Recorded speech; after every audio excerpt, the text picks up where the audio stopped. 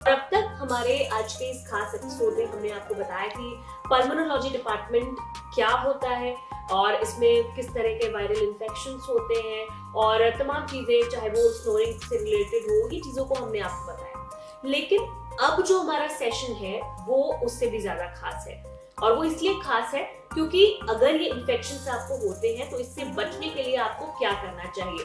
क्योंकि अगर आपको सर्दी, खांसी, जुकाम, बुखार होता है तो आप अपने डॉक्टर्स के पास, अपने पल्मोनोलॉजिस्ट के पास तो जरूर जाते हैं और वो आपको प्रिस्क्रिप्शन पर आपकी दवाइयां लिख कर दे देते हैं। लेकिन आपके लिए खास तौर से ये समझना है कि मौसम बदलने के साथ ही आप ऐसे क्या प्रिवेंशंस अपनी लाइफ में लें, ऐसे क्या चीजें करें जिनसे कि आपको डॉक्टर तक न जाना पड़े और इन बीमारियों से, इन इन्फेक्शन से या एलर्जी से आप खुद को महफूज रख सकें। और इसीलिए हमारे साथ आज की जो खास एक्सपर्ट मौजूद है, senior consultant pulmonology doctor Sunny Virdi, Alchemist hospital Panchkula. Sir, बहुत बहुत स्वागत है आपका हमारे इस खास शो पर। Thank you very much ma'am. पहले तो मैं सबको बेस्ट विशेस देना चाहता हूं जो चैनल पे हमारे साथ सब जुड़े हुए हैं, and I wish a very healthy season of winters for all of them. Thank you so much doctor. जैसे कि मैंने अभी बताया कि ओपीडी में नंबर ऑफ पेशेंट्स जो है, काउंट है इस सीजन में बहुत ज्यादा बढ़ जाता है क्योंकि चेस्ट डिसीजेस, लंग डिसीजेस बहुत होती है। तो डॉक्टर के पास भी शायद ओवरफ्लो ऑफ पेशेंट्स की वजह से इतना टाइम नहीं होता है कि वो एक एक पेशेंट को उसके प्रिवेंशन समझा सके, और इसीलिए ज्यादा जोर शायद मेडिसिन और प्रिस्क्रिप्शन लिखने पर होता है। लेकिन आज हमारे पास काफी टाइम है और बहुत सारे पेशेंट्स भी होंगे जो शायद इस एपिसोड को सुन रहे होंगे, तो उन तक मैं चाहती हूँ कि आप क्या प्रिवेंशन हम ले सकते हैं, क्या मेजर्स हम कर सकते हैं इन बीमारियों से बचने के लिए, उसके बारे में थोड़ा ब्रीफ करें। राइट। देखिए, जो सांस की बीमारियां हैं, किसी को भी अगर है या कोई पेशेंट इससे ग्रस्त है, it's not easy to deal with them. जी, you are sitting, you are breathless, आप चल रहे हो तब आपको सांस तंग कर रहा है, खांसी है, चेस्ट पेन है, तो पेशेंट्स काफ़ी परेशान होते हैं। तो उनकी परेशानी को समझते हुए अगर हम बात करें और सेकेंडली उनके माइंड को समझते हुए बात करें, तो पेशेंट का सबसे बड़ा सवाल ये होता है कि मेडिसिन तो मैं ले रहा हूँ, इसके साथ कुछ और है जो मुझे हेल्प कर सकता है।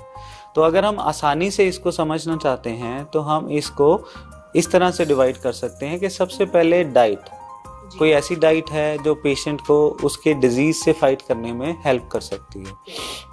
दूसरे नंबर के ऊपर एक्टिविटी और एक्सरसाइज। सांस के मरीजों में कौन सी एक्सरसाइजेस इन पर्टिकुलर बेनिफिशियल हो सकती हैं या उनसे क्या इफेक्ट पेशेंट को हो सकता है। तीसरे नंबर के ऊपर self management of the disease. बहुत सारी सांस की ऐसी बीमारियां हैं जो क्रॉनिक हैं, मतलब काफ़ी सालों तक चलती हैं, तो उसमें आप हर एक हफ्ते में डॉक्टर को मिलने नहीं जा सकते और कई बारी ज़रूरत भी नहीं होती। तो अगर कुछ छोटा मोटा अप एंड डाउन है, क्या उसको पेशेंट घर पे मैनेज कर सकता है। और सबसे लास्ट में प्रिवेंशन एस्पेक्ट में हमारे पास वैक्सीन आती हैं जिनका बहुत बड़ा रोल है, तो इन पे हम आगे बात कर सकते हैं। जी बिल्कुल। सबसे पहले जैसे कि आपने बताया डाइट, और बेसिकली क्योंकि अगर नॉर्थ के रीजन्स की बात करें, पंजाब, हरियाणा, हिमाचल, आसपास के रीजन्स की, तो यहाँ पर खान पान के लोग बहुत शौकीन होते हैं। लाइफस्टाइल जो है डाइट के पर्सपेक्टिव से बहुत डिफरेंट होता है और शायद बहुत कोलेस्ट्रॉल से भरा हुआ और बहुत बिगड़ा हुआ भी होता है। तो अगर विंटर सीजन दस्तक दे रहा है और अगर कुछ ऐसे पेशेंट्स हैं जो शायद इन डिसीजेस से बचना चाहें, तो उन्हें किस तरह का एक डाइट प्लान अपनाना चाहिए? ये बहुत अच्छा सवाल है।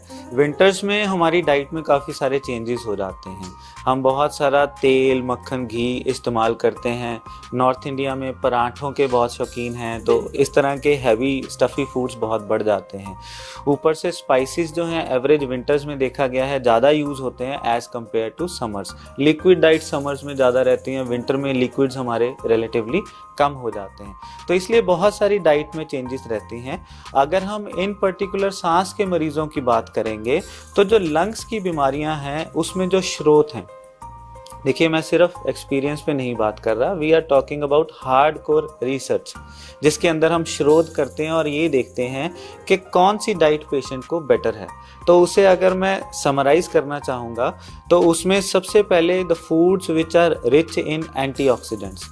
एंटीऑक्सीडेंट्स इस तरह के तत्व हैं जो हमारे खाने में मिलते हैं और जो बॉडी में जाके जो हमारी बॉडी में डिजीज़ की वजह से टॉक्सिन्स बनते हैं वो उसको कम करते हैं।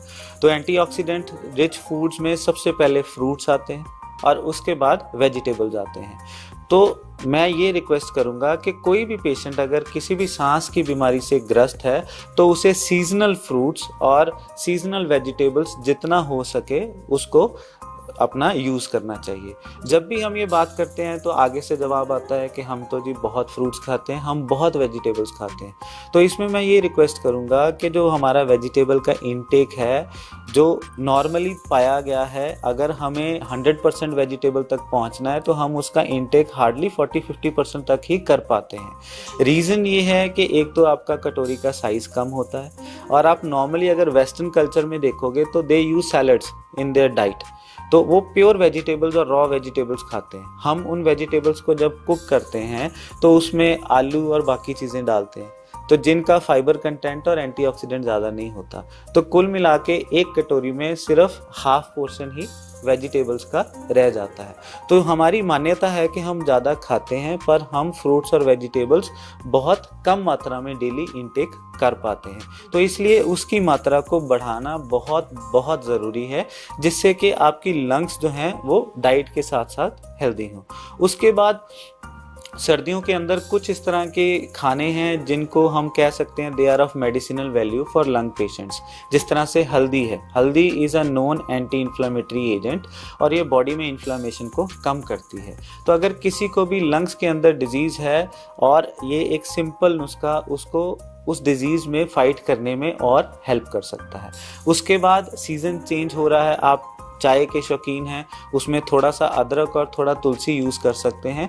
तुलसी एंटीवायरल एजेंट है, वायरसेस की इन्फेक्शन से प्रिवेंट करता है, और जो अदरक है वो कफ के लिए बहुत अच्छा है। तो इसलिए जो हम अपने एज ओल्ड नुस्खे विंटर्स में यूज़ करते हैं, they can be use to deal with minor seasonal coughs and minor illnesses. You don't need to rush to doctor immediately. अगर वो बीमारी वहीं सेटल हो जाती है then it's okay with us. तो इस तरह से जो डाइट्स हैं उनका बहुत बड़ा रोल है हमारी बीमारी को कंट्रोल करने में, हमारी बीमारी को चेंज करने में। जी बिल्कुल। तो जिस तरह से बड़े बुजुर्ग कहते थे कि अदरक वाली चाय पी लो, तुलसी ले लो, शहद डालकर ले लो, तो ये चीजें काफी मेडिसिनल वैल्यू है इन चीजों की। और अगर छोटी मोटी थोड़ी तकलीफ है तो हम घर पर ही इन चीजों से उसे ठीक कर सकते हैं, बजाय कि डॉक्टर के पास आकर हमें मेडिकेशन लेना पड़े। वहीं इसी के साथ सेकंड एस्पेक्ट जैसे आपने बताया था लाइफ एक्सरसाइज का, तो एक्सरसाइज किस तरह से लंग पेशेंट्स को हेल्प कर सकती है? क्योंकि हम देखते हैं कि बहुत सारे लोग होते हैं जो विंटर सीजन में बाहर सैर करने भी निकलते हैं, थोड़ा क्राउडेड प्लेसेस में भी जाते हैं, और अभी देखते हैं कि हम इस सीजन में फॉग भी ज्यादा हो जाता है, स्मॉग होता है, तो उन चीजों को किस तरह प्रिवेंट करें और इनका कितना रोल है? बिल्कुल, इसका बहुत बड़ा रोल है। मैं एक बड़े सिंपल लाइन में बताना चाहता हूँ। हमारी जो बॉडी है वो बहुत स्मार्ट है। आप किसी भी चीज़ को जैसे यूज़ करना शुरू करते हैं, हमारी बॉडी उसे और मेंटेन करके ऑप्टिमाइज करती है। अगर आप देखिए एक्सरसाइज करते हैं, बॉडी बिल्डिंग करते हैं, आपकी बॉडी उस तरह से बिल्ड होती है। आप एक्सरसाइज करते हैं, हार्ट और लंग्स को पुश करते हैं, यूज़ करते हैं, तो उनकी धीरे धीरे फाइन ट्यूनिंग हो जाती है और उनकी जो कैपेसिटी है वो इंक्रीज कर जाती है। ये देखा गया है कि एक तरफ एक सांस का मरीज है जो बिल्कुल बेड रिडन है और वो बेड से नहीं उठ रहा है, दूसरी तरफ उतनी ही बीमारी का पेशेंट है जो डेली पुश करता है कि मुझे वॉक करना है, मुझे अपना लंग्स की एक्सरसाइज करनी है। अगर खुदा ना खास्ता इन दोनों में सेम कोई प्रॉब्लम आती है, फॉर एग्जांपल कोई वायरल इन्फेक्शन होती है, तो जो बेड रिडन पेशेंट है he is going to suffer more versus a patient who has been keeping his body active by trying to do the exercises.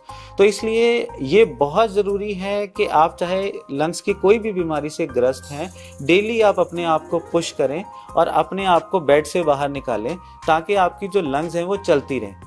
और जब तक चल रही हैं वो बढ़िया चलेंगी, जब आप बिल्कुल ही बैठ जाएंगे तो उस टाइम पे हमारे लिए बहुत मुश्किल हो जाता है।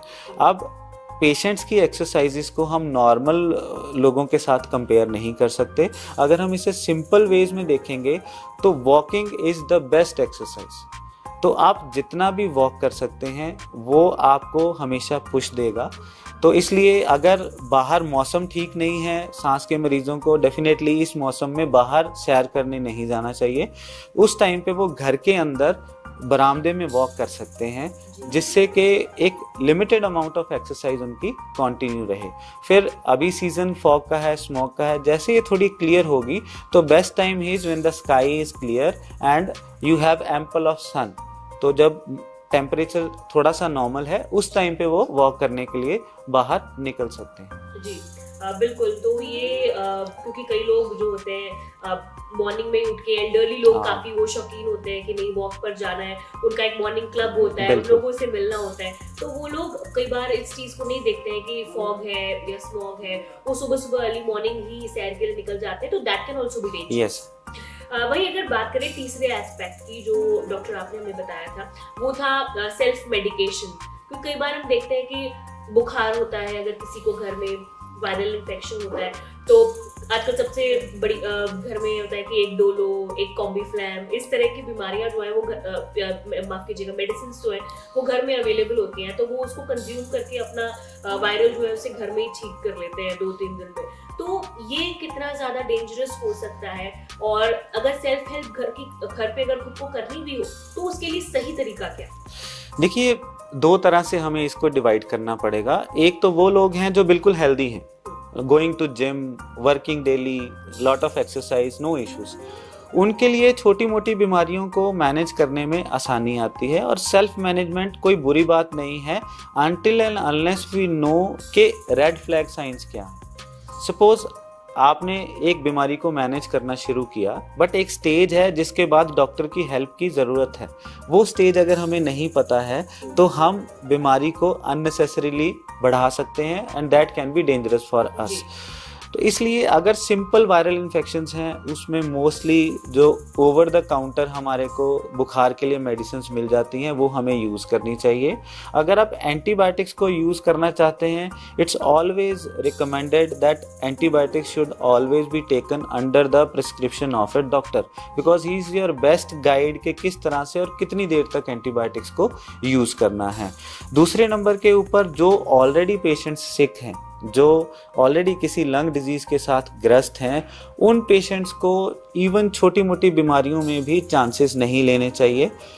इसमें 2 ऑप्शंस हैं। एक तो आप अपने स्पेशलिस्ट को जानते हैं, इजीली एक्सेसिबल है, तो आप उनसे जाके मिल सकते हैं, वो आपके ट्रीटमेंट प्लान को मॉडिफाई कर सकते हैं। दूसरा ऑप्शन होता है यू कैन कीप 2 डॉक्टर्स।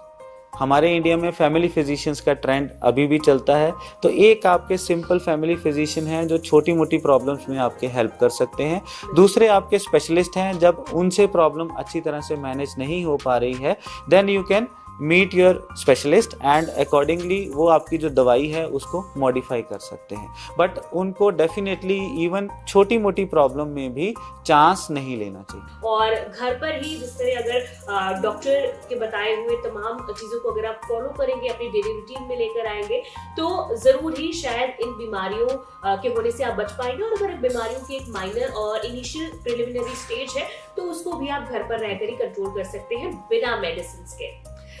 उम्मीद करते हैं इस शो में जितनी भी चीजें आपको बताई गई वो आपके लिए यूजफुल होंगी और आप उसको अपनी जिंदगी में अमल में भी लेकर आएंगे।